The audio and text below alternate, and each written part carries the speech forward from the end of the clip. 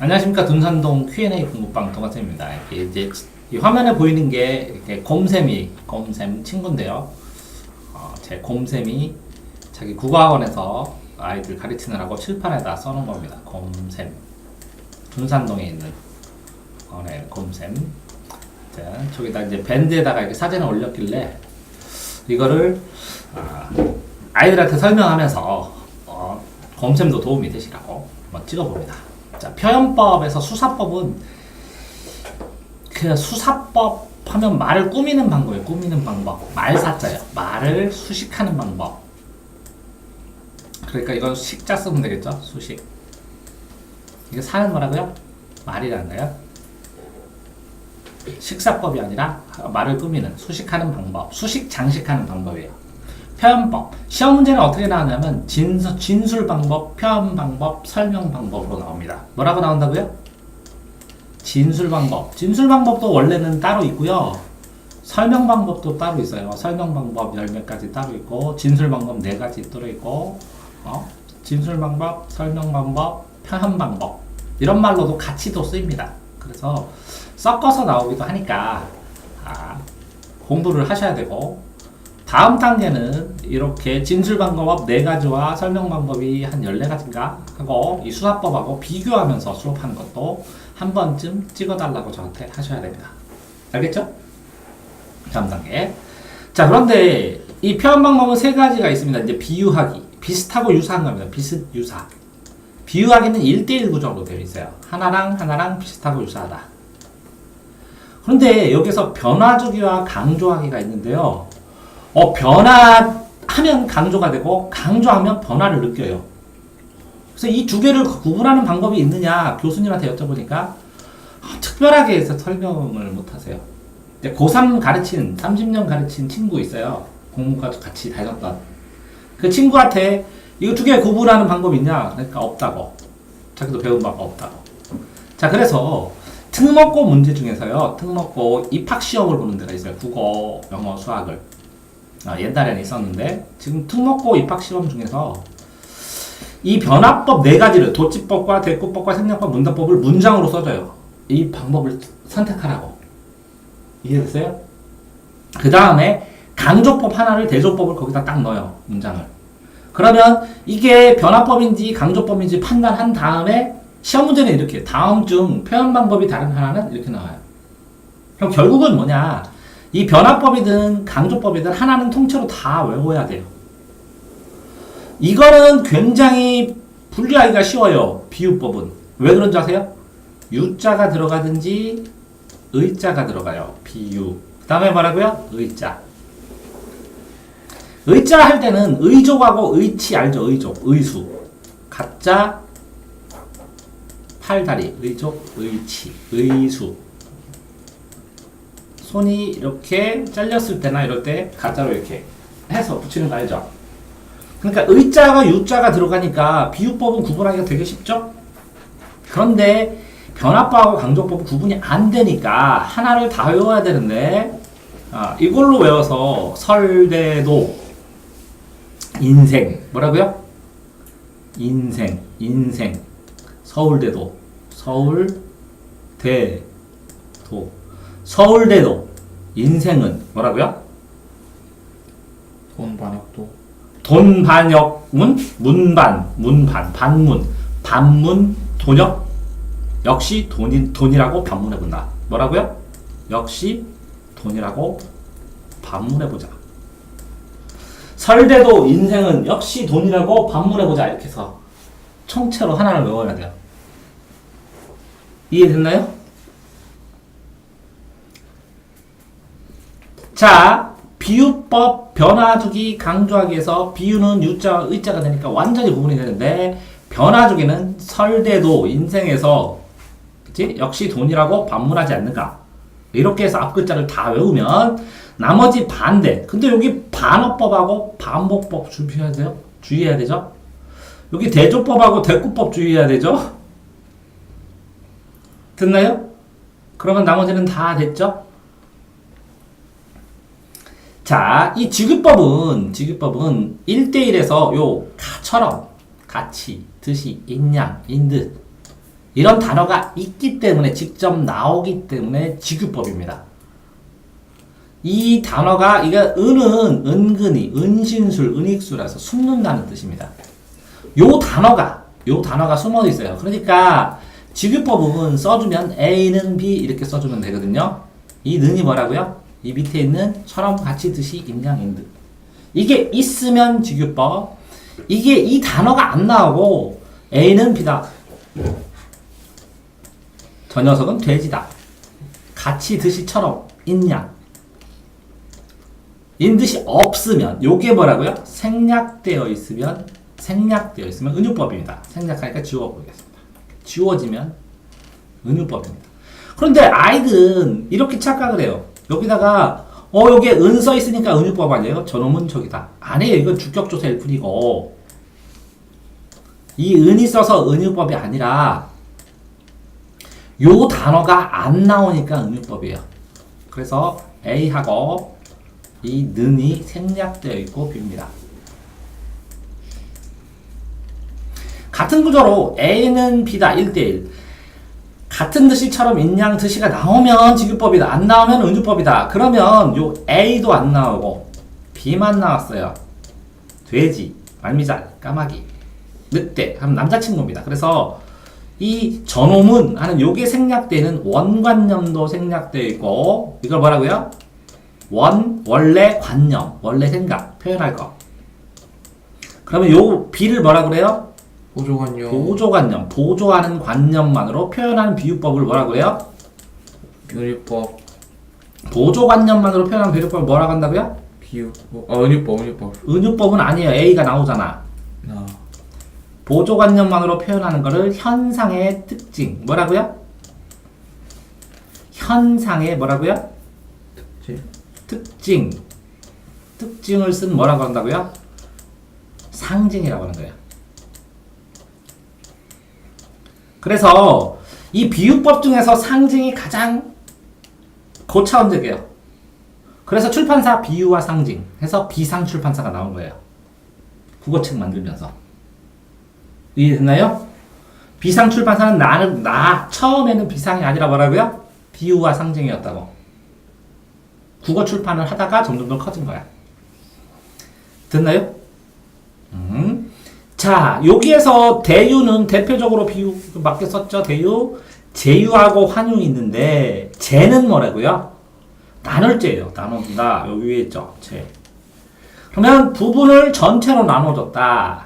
환유법은 뭐냐면 교환한다는 거예요. 뭐라고요? 교환. 어떤 걸로 대치해서 특징으로 보여주는 거예요. 펜, 칼, 요람, 무덤. 사물의 속성으로 교환하는 거고, 요거는 제유는 부분이 아니라 전체가 아니라 일부분으로, 식량의 일부분으로. 이거는 특성으로, 뭐라고요? 속한 특성으로 하는 거. 근데 제유법과 환유법은 구분하면 굉장히 고난도 문제예요. 그냥 대표적으로 비유한다. 대유법, 이렇게 하나만 나오는 경우가 많고, 이걸 제유하고 환유까지 구분해서 내면 굉장히 고난도로 내는 거예요. 됐나요? 자, 다시 화류법은 살활자가 이게 물숫자에다가 여기에 혀설자, 일천철에다가 입에서 첫마디가 나오면 혀인데 이게 활어야 할 때 이거 활이에요. 살활. 그런데 생물이 아니어야 돼. 이거는 그냥 생물처럼만 하면 돼. 인간 특성 없어도 돼요. 달린다, 뛴다. 이렇게 동물도 할 수 있는 게 화류법이에요. 그러면 화류법하고 뭐가 다르냐면 의인법하고 달라요. 의인법. 이거는 사물인데 사람으로 만들어야 돼. 사람. 사물도 되고 동물도 돼요. 동물. 사물, 동물도 뭐라고요? 이거는 사람처럼 돼야 돼요. 바위도 해야 되고. 그러니까 바위가 달린다 그러면 화류법이지 의인법 아니라고요. 그래서 이 의인법은 뭐가 있어야 돼요? 의인법은 사람의 특징이 있어야 돼요. 그러니까 웃는다, 노래한다, 노란도 사람도 해. 사람만의 고유의 특성이 있어야 의인법이에요. 이게 인간이니까 사람. 화류법은 뭐라고요? 이 동물, 사물 되는데 이거는 무생물이어야 돼. 무생물.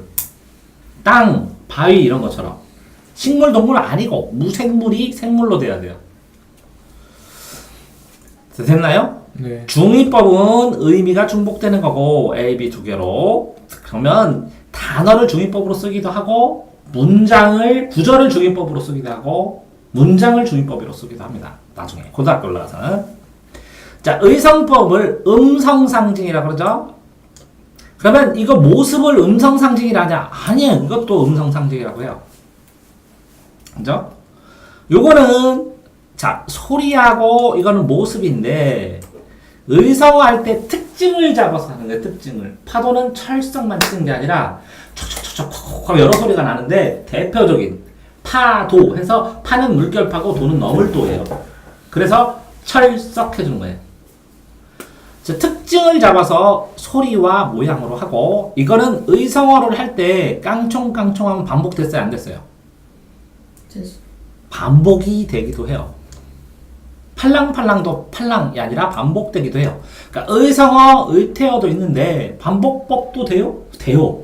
이런 수사법은 겹쳐서 분석하기도 해요. 자, 풍유법은 저는 그렇게 하는데 바람 따라 떠도는 속담 격언이라고 해요. 자, 이 속담은 민속으로 내어지려는 거고 격언은 이 사람들이 유명한 사람이 얘기하는 것일 수도 있고 사자성어는 네 글자로 사면서 사자, 네 글자로 되는 서 만들어졌는데 고사, 옛날 일과 결부돼서 고사성어라고 해요. 옛날의 사연과 결부돼서 재밌는 이야기와 결부된 게 고사성어, 사자성어, 속담, 격언, 그냥 풍유법이라고 해주세요. 자, 속담, 격언 뽑아줄 때 사자성어, 풍유법이냐? 사자성어는 인용법 아니에요. 인용을 하면 인용법이에요. 자, 됐나요?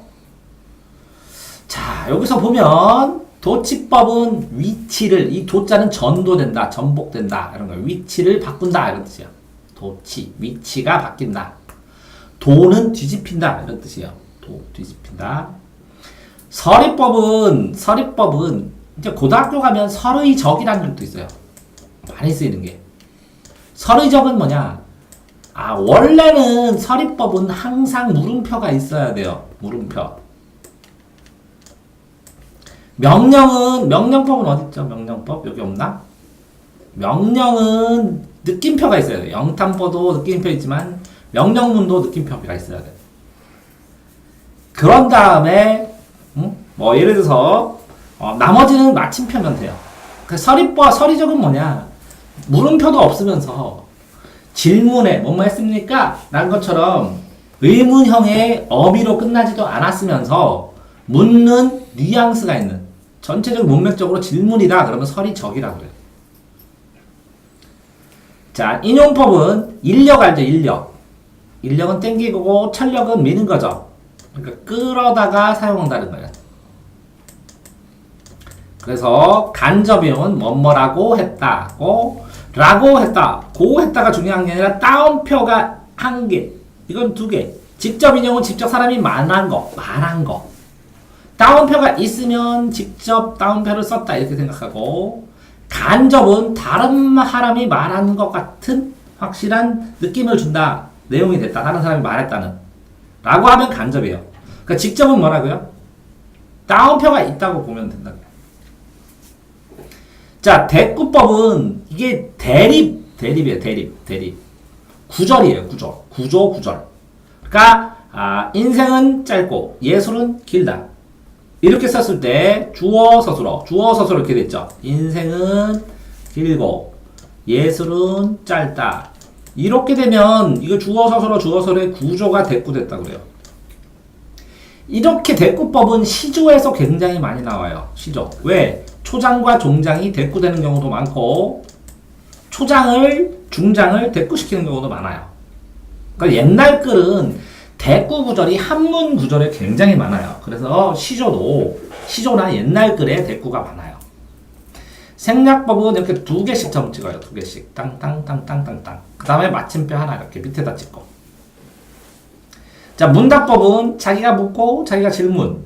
자, 그런데 자, 그래서 이렇게 질문을 하잖아요. 이렇게 해서 물음표를 하고 나중에 답변을 이렇게 하잖아. 이 글 뒤에서든 어디든 글 전체에서. 그러면 이건 주제예요. 주제. 자문자답하게 되면 이거는 주제와 관련된 거는 자문자답하지만 나머지를 자문자답하면 되게 지저분해 보여요, 글이.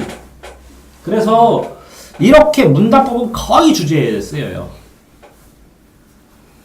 이해됐나요? 자, 이렇게 도노법은 이 도는 깨달을 돈이에요. 니네 도노 점수 알아? 도노 점수? 도노 점수 정액함수에 나오는데 내가 깨닫고 점점 수양해라. 그래서 선종의 원리인데 돈 깨달을 돈이고. 자, 이게 돈호법이면 호는 호충인데. 자, 감탄, 영탄의 방법도 있는데 놀람, 부름, 느낌은 영답법이야. 느낌. 네 하는 응답. 이게 다 독립어고 감탄이에요. 놀람, 푸름, 느낌, 응답 해서 뭐예요? 놀부능 감탄한 거예요.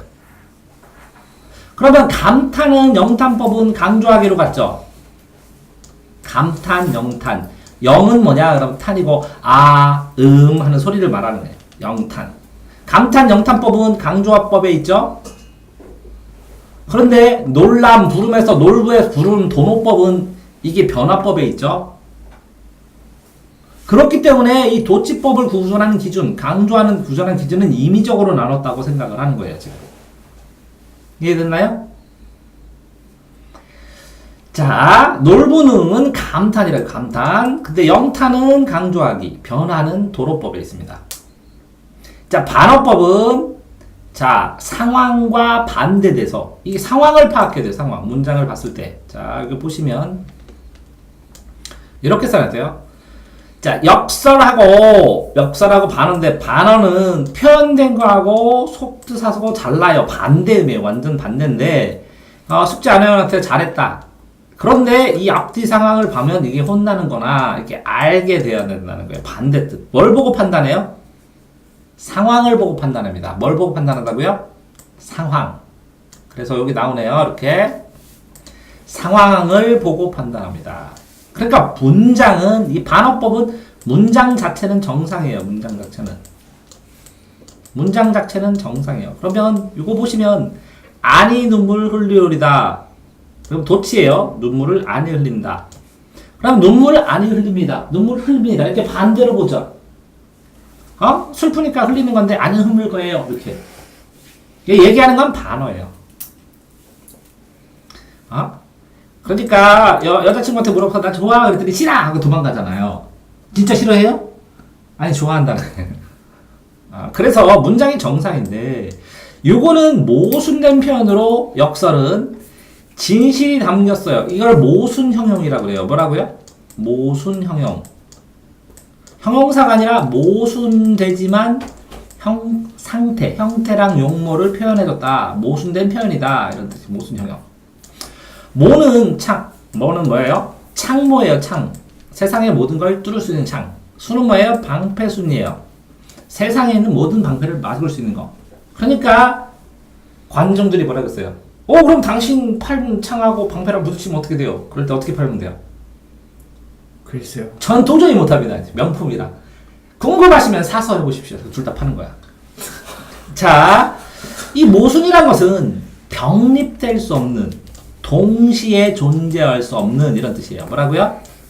동시에 존재할 수 없는 형태를 모순이라고 그래요. 그러니까 뜨거우면서 얼음을 동시에 존재해요? 뜨거운 얼음? 안 되죠. 그게 네. 모순이에요. 이제 낙엽은 조금 물들어갖고 떨어져야죠. 네. 파란 낙엽도 모순이죠. 네. 그런 것도 모순이고. 소리가 없는데 아우성이니까 안 돼요. 근데 이거 뭐라고요? 큰 소리로 영어 찍을 때 소리 되면 소리 안 나죠. 입만 움직이고. 네. 엄청나게 큰 소리 하는 걸 알죠. 네. 새로운 특별한 의미, 새로운 뜻이 되는 거예요. 노스는. 이게 역설은 뭐냐면 역겹다. 설은 이야기 자체가 이거는 뭐라고요? 잘못됐다는 거예요.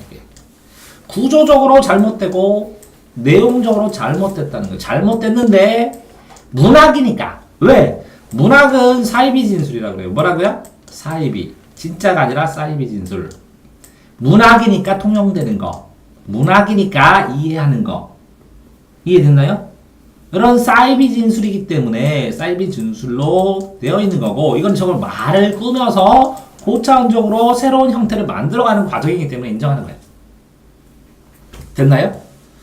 자, 여기서 보면, 자, 열거법은 열지어서 하면 되고, 과장법은, 자, 과장법은 있는데 크게 과소법은 있느냐? 과소법이 없어요. 그래서 지나치게, 아니, 이 쥐꼬리만큼도 없어. 이것도 과장법이에요. 그래서 대소, 다소 둘 다 과장법이라고요. 됐나요? 대조법은 뭐라고요? 차이점을 말해요. 차이. 비교법은 뭐라고요? 왜? 대립돼서 비추어줘요. 비출조. 비교법은 뭐예요? 공통점이에요. 공통점. 자, 비슷한 성적은 비교할 수 있죠. 성적 비교. 성적은 뭐 할 수 있어요? 비교. 근데 성적이 한 명은 95점이고 한 명은 20점인데 비교해요? 아, 그럼 비교가 안 돼, 그러죠. 근데 성격은 대조적이죠. 한 사람은 불 같은 사람, 한 사람은 물 같은 사람. 성격은 대조적이라고 그래요. 이해되세요? 그러니까 반대면을 비추어 보는 게 대조예요. 조는 뭐라고요? 조명처럼 비추어 보는 거예요. 이해됐나요? 자, 점층법은 점점 올라가는 거예요. 층계처럼 올라가는 거야. 점점 층계처럼 올라가는데, 점강법은 점점 하강하는 거예요.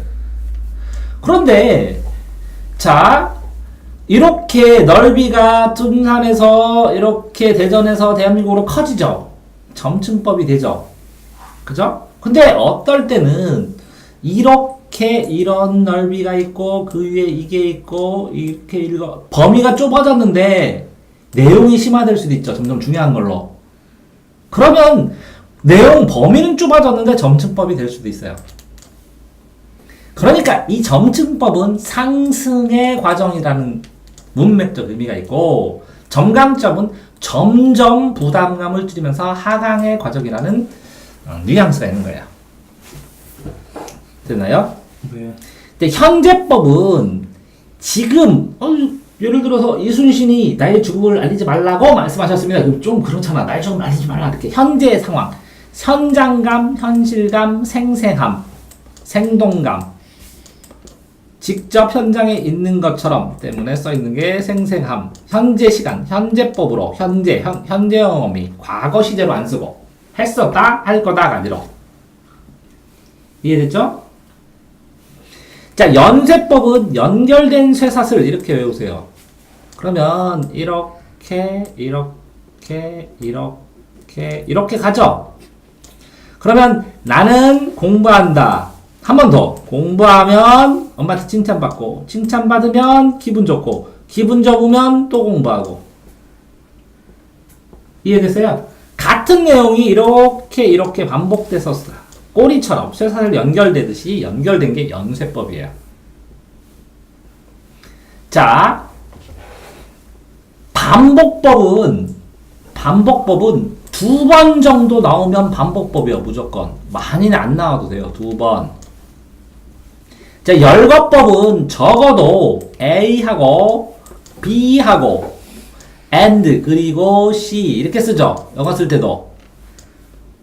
이해됐나요? 적어도 3개 정도는 나와야 열거법이라고 할 수가 있고요. 하나만 나오면 뭐라 그래요? 예시라고 그래요. 예시. 1개 딱 나왔다. 그러면 예시라고 그래요. 1개. 그런데 반복된 것도 예시고 열거된 것도 예시죠? 이해됐죠? 자, 과장법, 과소법, 대조법. 근데 이 대조법하고 비슷한 게 뭐 있어요? 대조법하고 비슷한 게, 자, 지금부터는 여기다가 하면 안 되고 이렇게 해줘야겠죠? 자, 대조법하고 또 헷갈리는 게 뭐 있어요? 대꾸법하고 또 뭐 있어요? 대유하고 또 뭐 있어요? 대비하고 또 뭐 있어요? 비교.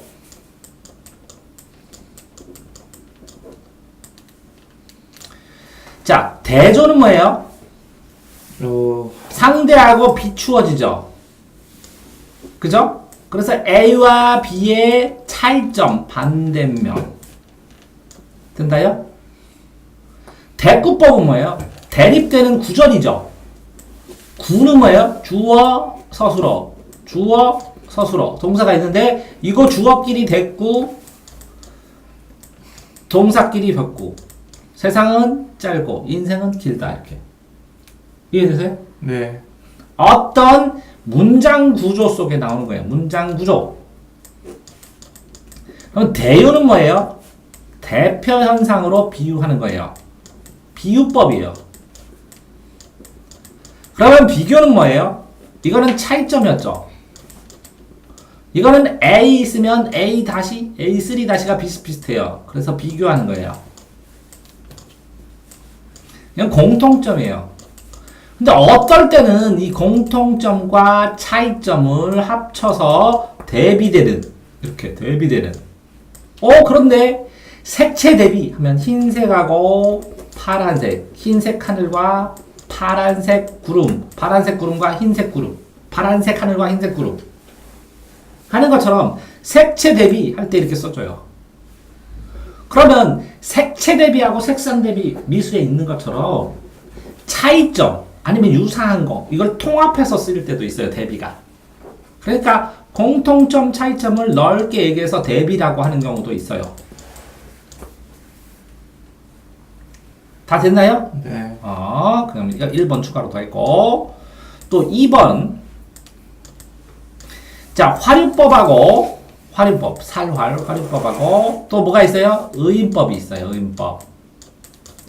그러면 이렇게 볼 때 화류법은 뭐라고요? 무생물을 생물이 아니어야 되는데 뭐라고요? 생물로.